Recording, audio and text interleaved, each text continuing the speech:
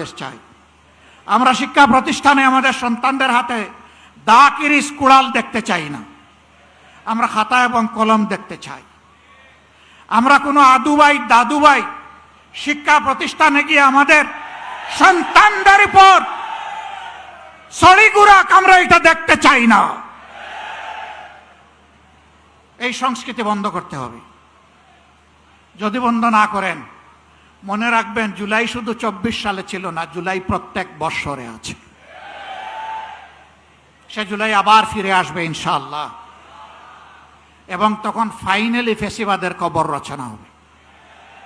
শুভ বুদ্ধির উদয় হোক, জনগণের রায়ের প্রতি সম্মান দেখান, 70% মানুষের রায় মেনে নিন, গণভোটের রায় বাস্তবায়ন করুন।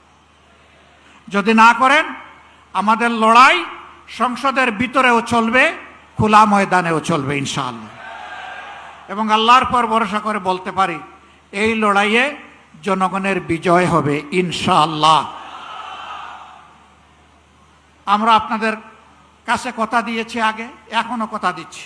আমার সহযোদ্ধারা যেমন বলেছেন, ইনশাআল্লাহ আগামীর লড়াইয়ে জাতির প্রয়োজনে সামনের সারিতে থেকে আমরা যুদ্ধ চালিয়ে যাব।